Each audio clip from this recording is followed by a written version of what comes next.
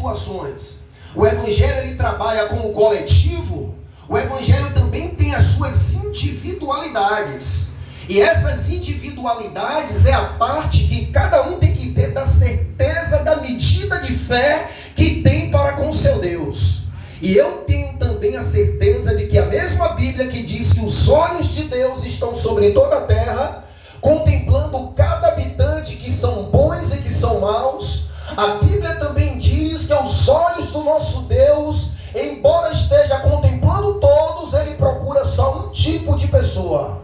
Ele não procura os religiosos, eles não procuram o que dizima mais, eles não procuram o mais eloquente, eles não procuram o que são de aparência aos olhos da sociedade, o que tem um currículo maior, mas os olhos do Senhor procuram os fiéis.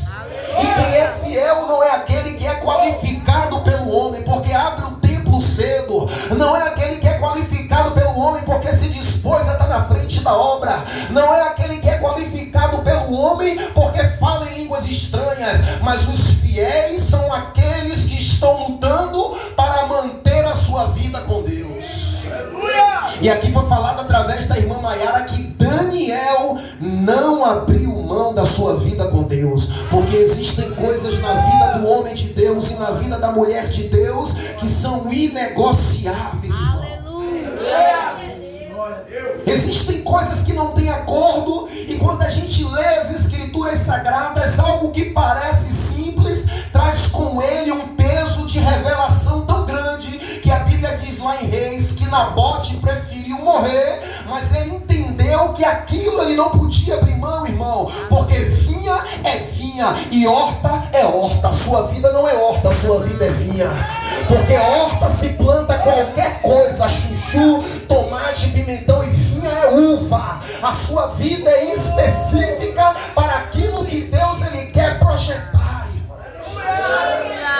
E Acabe disse: me dá a tua vinha para que eu transforme em horta, querendo banalizar aquilo que o pai tinha dado a Nabote. E eu tenho certeza que cada um de nós aqui nesta noite temos algo que nos foi determinado pelo pai. Alguns estão negligenciando, mas outros estão entendendo que precisa ir até o fim, ser fiel até a morte. E a Bíblia diz: e dar-te-ei a coroa da vida. Porque as promessas não é para agora não, irmãos. As promessas que vão nos fazer dar um brado de vitória e dizer: cadê a morte, a tua vitória? Onde está, ó inferno, o teu agrilhão? Não é agora, não é para se cumprir agora não, irmãos. Muito pelo contrário, agora a igreja ela precisa viver aquilo que para os olhos do mundo parece perda, mas quem está na pegada de fé sabe que não é. Porque a cada passo que o homem da fé dá, a cada trajeto que a mulher da fé percorre, ele sente a presença de Deus com ele, confirmando que ele está na direção. Embora quem esteja de fora olhe e veja: paqueta na igreja todo dia. Embora quem está de fora, que não está sentindo o que você está sentindo, não está vivendo o que você está vivendo no secreto, na comunhão, onde ninguém está vendo, aonde não há glória, aonde não há holofote, mas você que está vivendo sabe a importância de continuar. Sabe a importância de não abandonar a tua confiança, porque ela tem grande galardão no céu. É o que está escrito em Hebreus 10:35. E as pessoas ridicularizam. As pessoas zombam, como zombavam de Jesus quando ele chegou para ressuscitar aquela jovem, e riam-se dele. Mas o fim das coisas é melhor do que o começo, e a Bíblia nos chama a perseverar até o fim. Louvado seja Deus. E todo o tempo a Bíblia está trabalhando com propósitos. E aí traz a sua individualidade, porque propósito é algo que ninguém guarda por você. Propósito é algo que ninguém mantém por você, é entre Deus e aquele que entendeu a responsabilidade do seu propósito. Porque o homem vive de acordo à importância que ele acha que tem o seu propósito. Se o homem está vivendo uma vida superficial, se a mulher está vivendo uma vida fraca, se o crente está vivendo, se o homem, independente de ser crente ou não, criado por Deus, ele está vivendo uma vida de qualquer jeito, é a mesma altura que qualquer coisa. Mas aquele que entende que o seu propósito é para ser santo, é para ser sal, é para ser luz, está orando mesmo sem vontade, que orar não é vontade, orar não é conjunto de palavras, orar é derramar sentimento, orar é você ser sincero, tirar todas as vestes, todas as maquiagens e se derramar diante de Deus, dizendo quem você é, mas o quanto que você reconhece que Ele é acima de você. É justamente nessa área, irmão, do propósito de orar que nós lemos aqui, e que eu não posso deixar de dizer que o mundo quer parar a igreja, porque o Deus desse século, que é Satanás, ele sabe o quão importante é a oração, o quão poderosa é a arma da oração. Nós temos armas, e a Bíblia diz que as armas da nossa milícia não são carnais, mas são poderosas em Cristo para anular sofisma, para derrubar a fortaleza que se levante contra a verdade do Evangelho. E o diabo sabe disso, ele está lutando contra as suas forças, porque lá em Apocalipse a Bíblia diz: alegrai-vos, ó céus, porque o vosso acusador saiu do vosso meio, mas lamentai, habitante da terra, porque o diabo desceu até vós com grande fúria, sabendo que pouco tempo lhe resta. E ele sabe que ele está condenado, irmão. O que ele puder fazer para esfriar os que estão quentes, eles vão esfriar, lançando divórcio no casamento, lançando desinteresses pela verdade, lançando, louvado seja Deus, pensamentos contrários. Mas se a tua vida estiver alicerçada em Cristo, você vai abrir a boca com autoridade, que o apóstolo Paulo disse: eu tudo posso naquele que me fortalece. Não é o que eu tenho, não é como eu estou, não é o que eu fiz agora há pouco, é o Deus que está diante de mim, e eu entendo que nele tudo eu posso. Louvado seja Deus. E a gente encontra força, irmão, quando a gente vive nessa pegada de confiança advinda através da oração. Porque eu vou dizer a você, a oração constrói muita coisa na nossa vida, irmão. O homem que não ora, a mulher que não ora, ela é construída por ela mesma.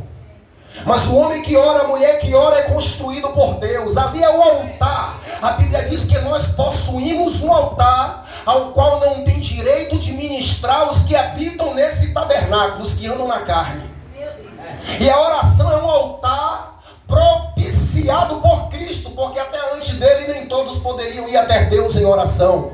E quando ele disse: está consumado, o véu foi rasgado, aquele altar erigido, ele disse: todos podem vir até o Pai.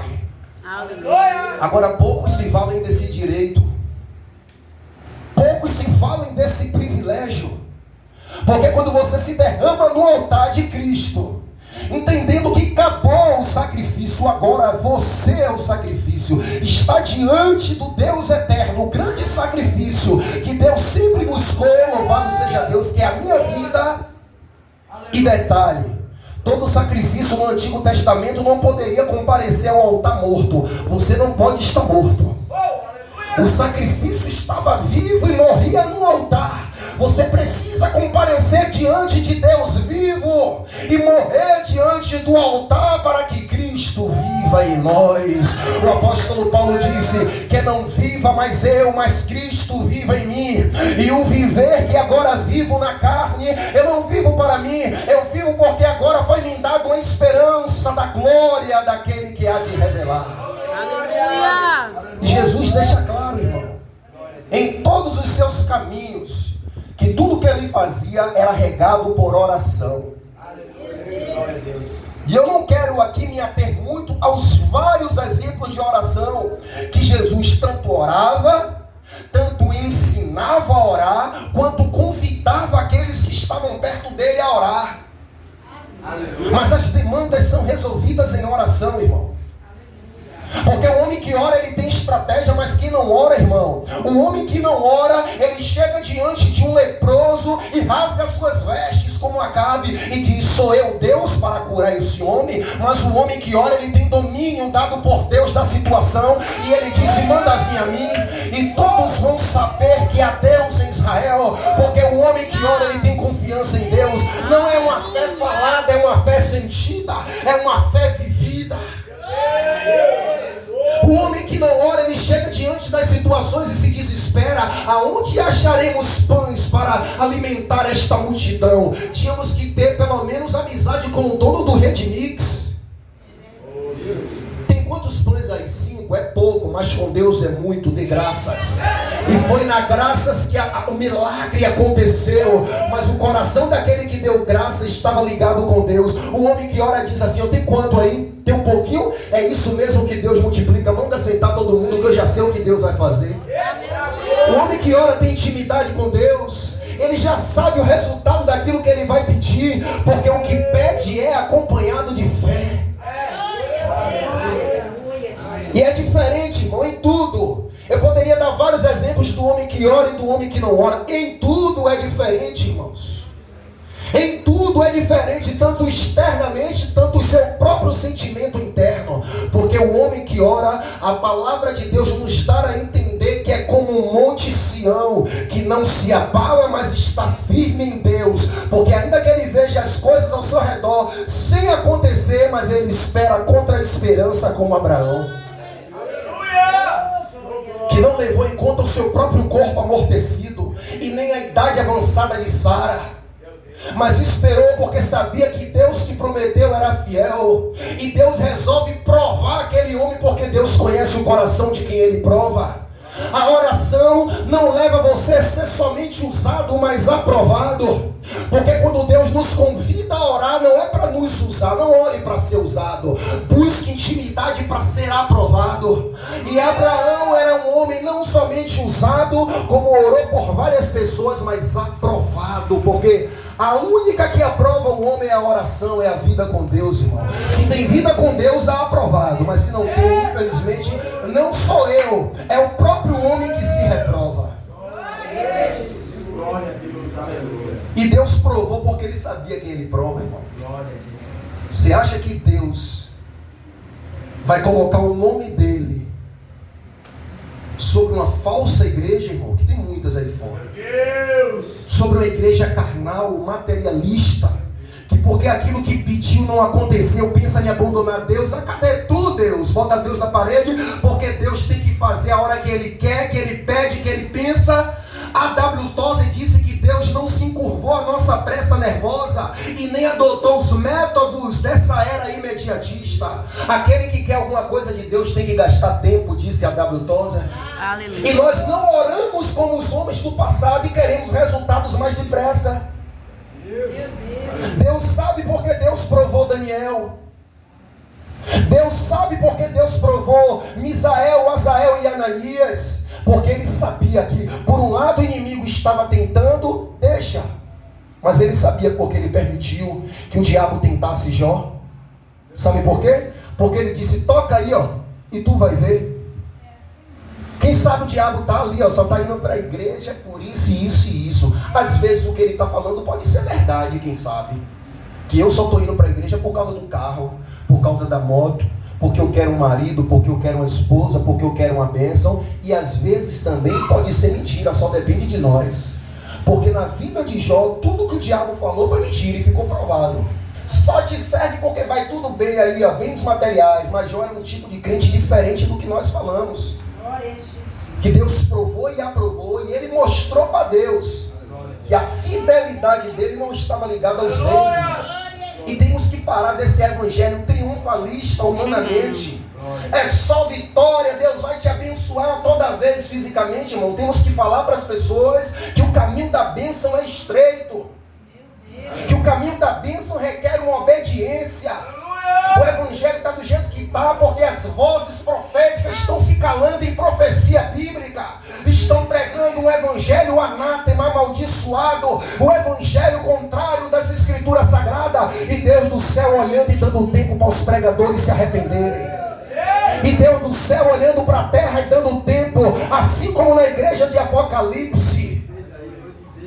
Ao anjo escreve: conheço. Ele conhece a obra de cada pregador, ele conhece a obra de cada dirigente de igreja. E ele disse: conheço, tem nomes de que vive. Conheço, gostaria que comprasse de mim ouro puro. Por quê? Porque muitos já se afastaram da fé, porque não pregam o verdadeiro evangelho. A igreja não é para inventar o que pregar, irmão. A igreja não é para inventar o que falar para atrair multidões.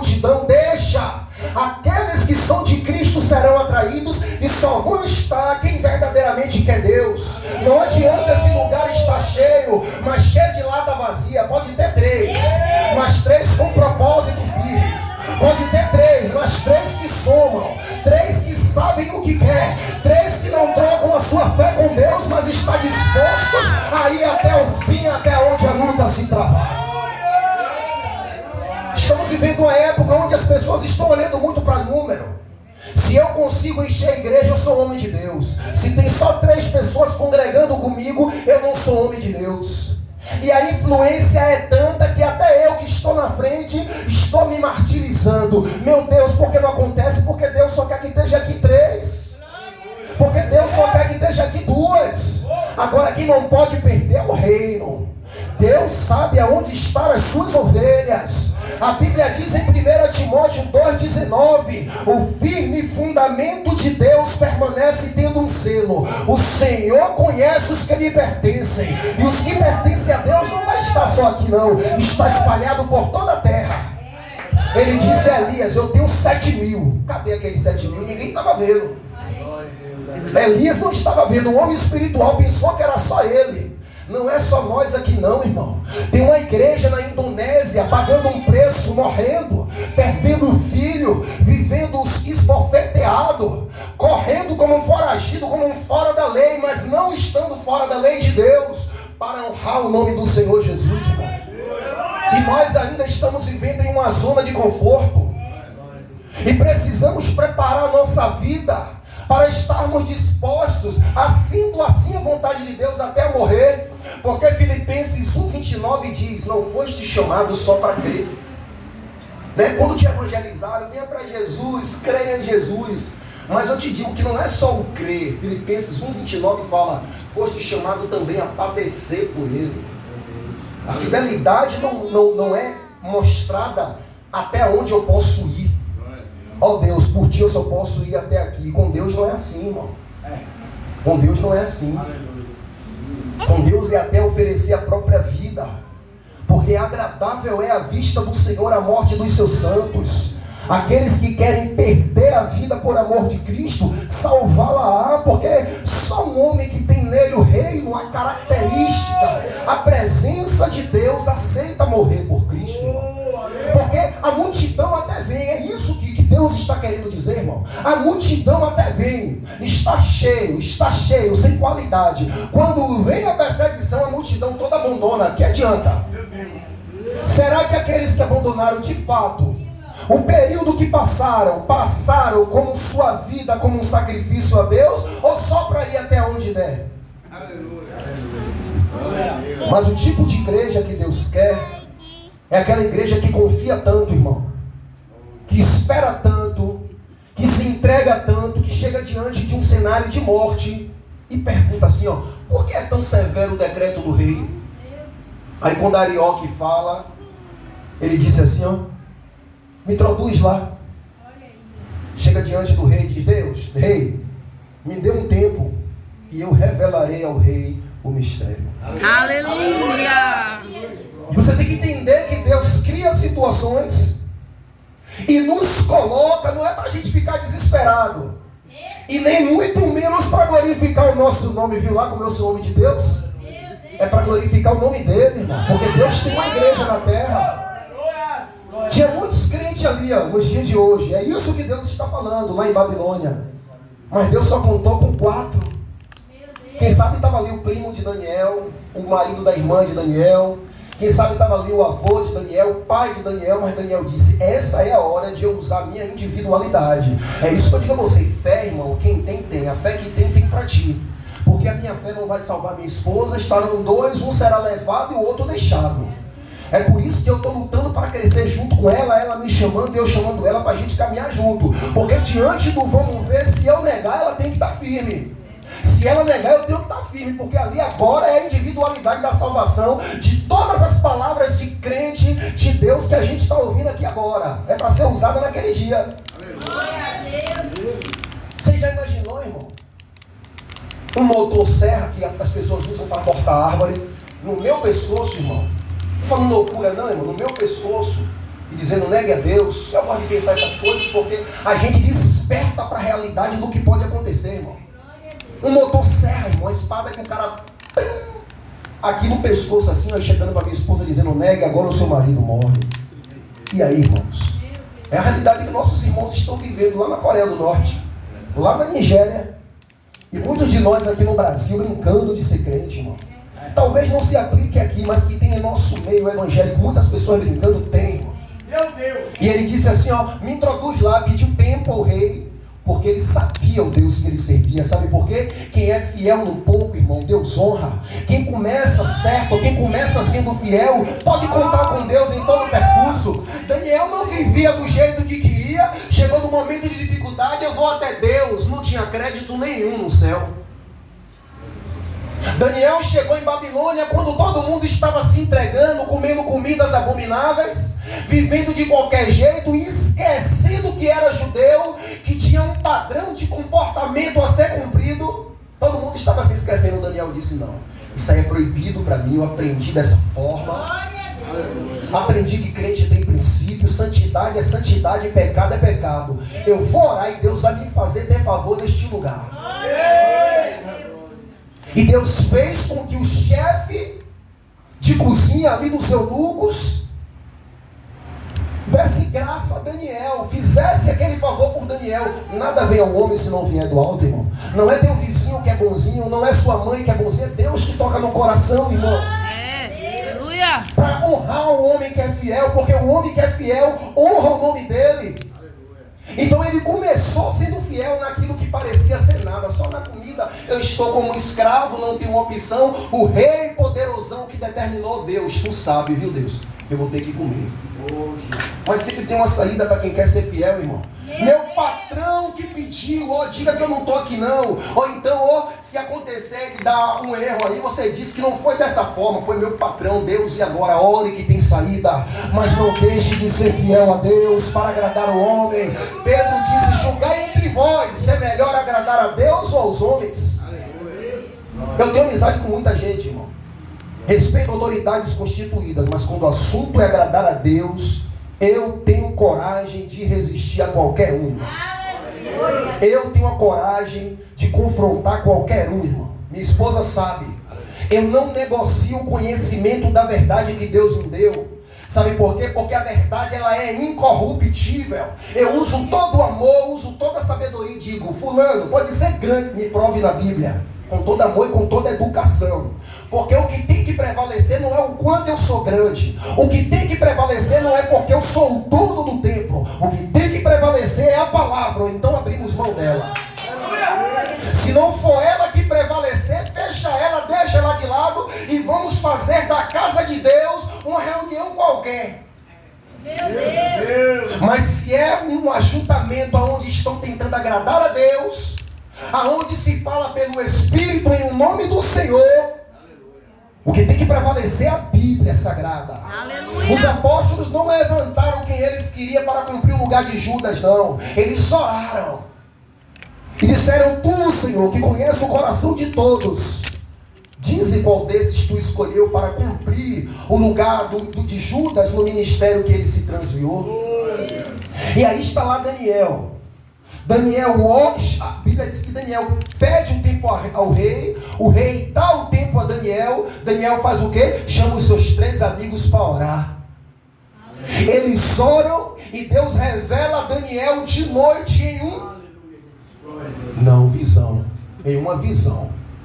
Sonho, Daniel estaria dormindo, visão, estava acordado.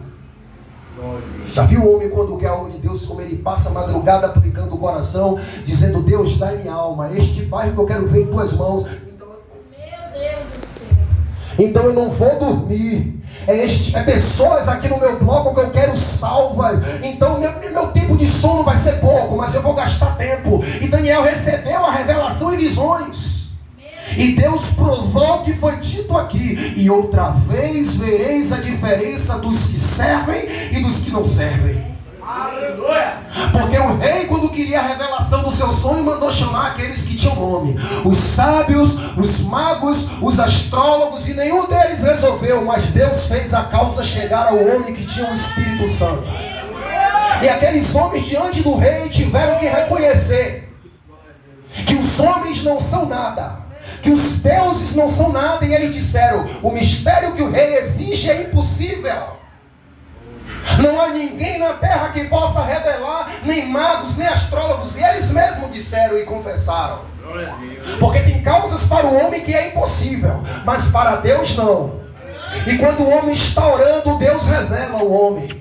Quando o homem está orando, Deus traz ao coração do homem. E Daniel foi lá, cheio de revelação de Deus no coração mais humilde. E diz: Arioque, me introduz lá agora que eu já tenho a revelação. E quando Daniel chega diante daquele rei, todo soberbo, aquele rei teve que cair com os pés e com a boca diante de Daniel, reconhecendo que o Deus de Daniel era o Deus a ser adorado. E Daniel disse assim, o rei disse: tu podes, Daniel, me dizer o que eu vi no sonho e a sua interpretação? Daniel fala assim: rei, o mistério que o rei exige, ninguém há na terra que possa interpretar. Mas a mim me foi dado a conhecer, não porque há em mim mais sabedoria do que nos outros. Olha a humildade, irmão. E não havia nele mais sabedoria do que nos outros? Porque a Bíblia diz que foi-se achado 10 vezes mais sabedoria. Aleluia. Mas o homem de Deus que está orando, ele é tão humilde, tão simples, que ele entende que nada é dele, irmão. Tudo vem de Deus, do Pai das luzes, em quem não pode haver sombra de dúvida nem de variação. E ele diz: não porque haja em mim mais sabedoria, mas porque há um Deus no céu que revela. Aleluia. E aí Daniel trouxe à tona tudo que estava no coração, que só Deus conhece. E aquele rei desabou, irmão, porque diante de uma palavra pregada com verdade, diante de alguém que abre a boca, carimbado por Deus, não há resistência que fique de pé, irmão. Se Deus te mandar para orar, vai e ore. Se Deus te mandar para chegar, comparecer diante de grande, abrir a tua boca, abra, porque o resultado quem dá é Deus. Diante de Nabucodonosor, quem é Nabucodonosor? Grande entre os homens, mas pequeno para com Deus. Quem é Nabucodonosor? Quem Deus levanta, mas quando Ele quer, Ele também abate. Quem é os homens? Quem é os grandes? Quem é os semideuses? Nada, caco entre caco, quem é tudo é Deus. Aleluia. E a igreja precisa reconhecer. E a Bíblia diz que Jesus subiu ao templo com o propósito de orar. Olha aí, mais alguém que tinha propósito com a vida de oração, que era firme. Ele disse: olha, esses três aqui, Pedro, Tiago e João, que representam a igreja, eu vou chamar para mais perto, para que a minha igreja entenda que tem aqueles que eu chamo e que eu quero mais perto. Aleluia. Não que eu não quero os outros, mas a esses eu vou dar a conhecer. Eu quero mais perto. E em todo tempo você vê, em cada obra que Jesus ia, ele chamava Pedro, Tiago e João. Não era por acaso. Quando ele estava no monte, no Getsemane, antes de morrer, ele levou todos, chegou a um determinado lugar, ele disse: ficai aqui que eu vou orar. E levou quem? Para além dos limites, para onde Deus sempre nos quer, além do limite humano que os cargos me estabeleceu. Eu sou presbítero, diácono, evangelista, pastor, obreiro, eu só posso ir até aqui, mas se eu estiver orando, Deus me leva até onde Ele quer. Porque Estevão não era apóstolo, mas foi o primeiro mártir da igreja. Não foi chamado para pregar a palavra, foi chamado para servir a mesa. Mas se o fogo estiver ardendo, o Espírito leva para onde o Espírito quer. Agora, se o fogo estiver apagado, eu vou ficar só até onde eu quero. Se o fogo estiver mais ou menos, eu vou ficar até onde eu quero. Mas a Bíblia diz que Estevão era cheio de poder. Aleluia. Cheio de fé, cheio de sabedoria e cheio do Espírito Santo. E ninguém podia resistir ao Espírito pelo qual ele falava.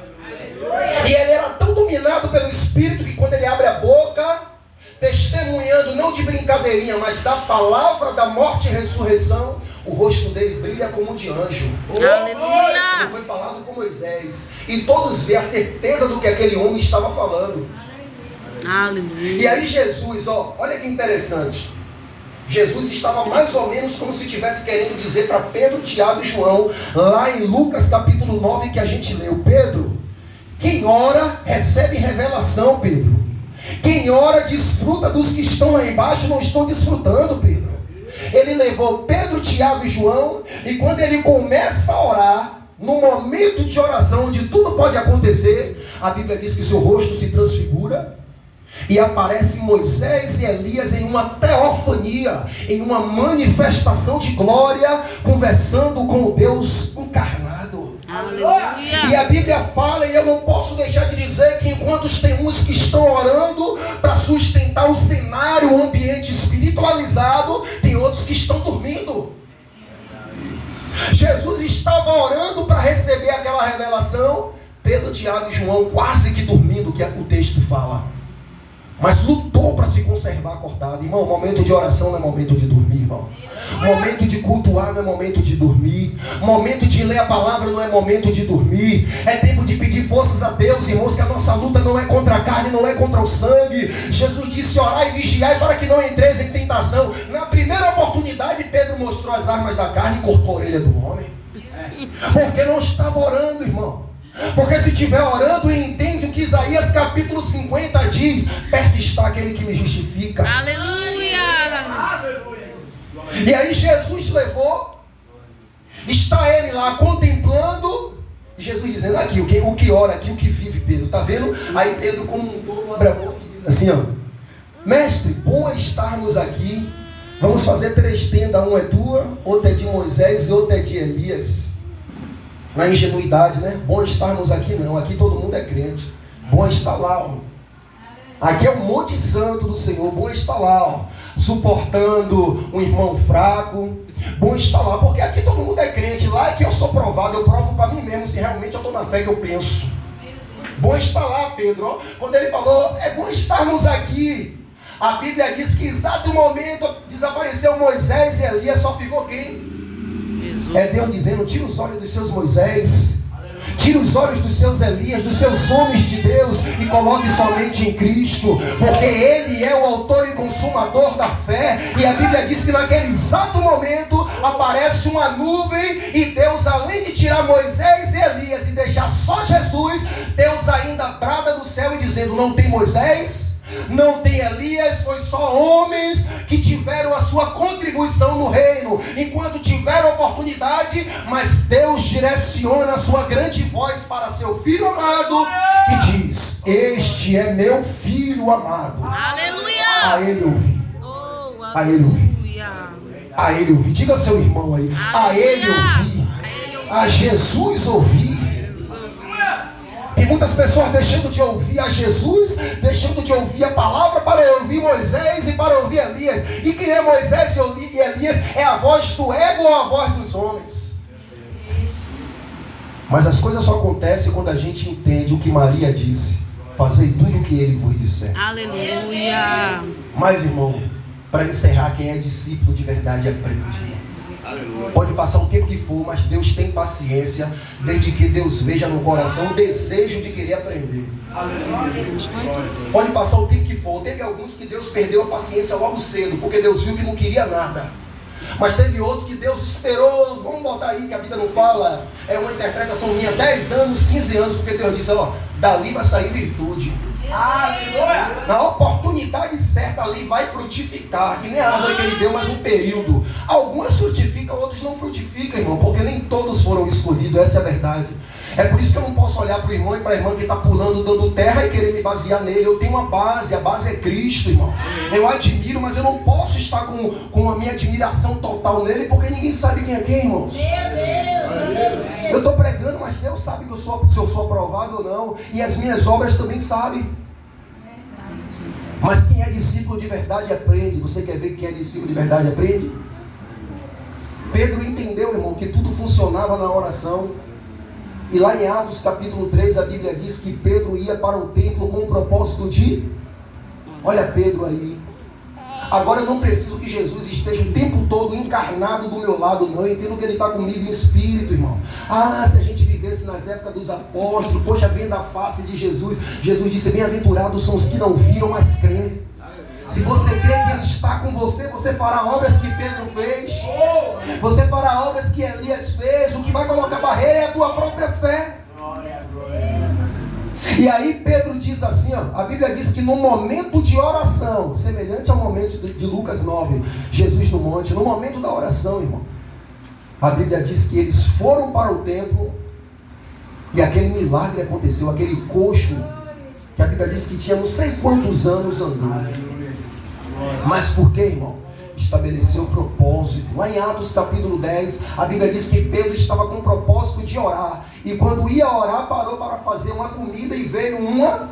Mas ele já estava dominado pelo propósito de orar. As tuas demandas, irmão, ainda que seja demorada, será resolvida na oração. As nossas demandas, irmãos, ainda que seja demorada, será resolvida no secreto, irmão. Estamos vivendo uma geração que ora pouco, se prega pouco sobre oração, mas ainda é a maior arma que Deus nos deixou, irmão.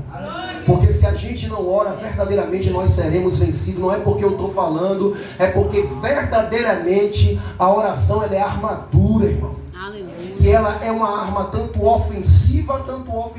Ela me faz tanto me defender, quanto me faz atacar, irmão. E eu reconheço, e Deus sabe, que tem tempo que a gente está orando muito, e tem tempo que a gente está orando menos, a gente está orando pouco. Mas não pode ter um tempo que a gente para de orar, irmão.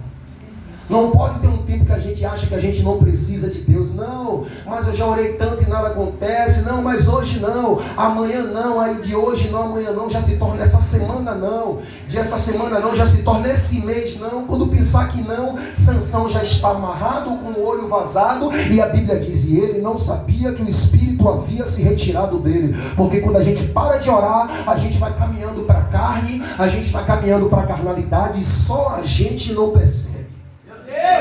Todos que estão ao nosso redor vê que antigamente a gente não falava um pô e agora estamos falando. Todos que estão ao nosso redor vê que antigamente a gente rejeitava o mal e agora a gente está dizendo não, é religiosidade. Antes ser religioso do que ser liberal. Antes ser santo demais do que ser profano demais. Você já reparou que a melhor fase que todo homem vive é quando ele entra no Evangelho, onde todo mundo está dizendo é fanático lá, ó. Ora muito, jejua muito, não perde um culto. Todo mundo dizendo que você é fanático. Você sabe que você está ali, mesmo que exagerado, mas é a sua melhor fase. Volte a esse fanático. Eu estou pedindo a Deus, Deus me ajude a voltar como sou antes. Ainda que alguém diga que eu sou fanático, ainda que alguém diga que eu sou religioso, mas o que importa é meu sentimento contigo. Mas eu sei que era a minha melhor fase. Então o discurso do diabo é um discurso enganador. Não precisa ser religioso. Religioso tem uma diferença de religioso e dedicado. O religioso é aquele que condena todo mundo, vai para o inferno. É aquele que pensa que porque anda de calça o tempo todo, de paletó o tempo todo, está sendo aprovado. Mas aquele que não participa de uma roda de escarnecedor, aquele que não fica sem camisa na rua porque entende que seu corpo é templo do Espírito Santo, isso não é religiosidade, não, isso é dedicação. Aleluia. Isso é separação, da onde vem a palavra santo, santificação, separado.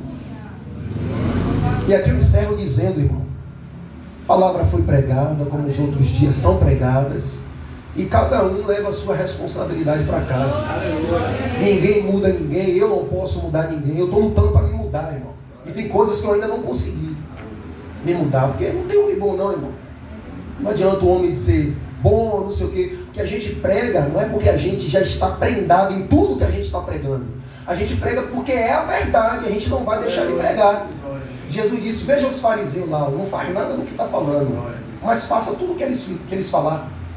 O comportamento dele vocês não sigam, mas o que eles falar, vocês façam, porque eles estão falando é a verdade. Eu vou dizer, não faça só porque é ele que está falando. Se o macumbeiro disser assim, ó, realmente Jesus é o caminho, onde a gente tem que permanecer firme. Eu vou deixar de permanecer porque é o macumbeiro que está falando? O que ele está falando é verdade. Agora eu vou olhar a vida dele e vou dizer, está falando, agora eu não vou fazer nada do que ele faz. Porque o que ele faz não condiz com a palavra. Mas se é verdade, irmão, não olhe para os pregadores que vêm pregar. Está pregando, mas eu vi ontem dessa forma. Olhe para a palavra de Deus. Não olhe para o irmão que está do seu lado aí, prega, pula, tem cargo, não sei o que, mas está dessa forma, é com ele Deus. Simplesmente detecte essas atitudes reprováveis e não replique na sua vida, para que você sirva de exemplo para ele. Bem, irmãos, quero agradecer a minha oportunidade nessa noite.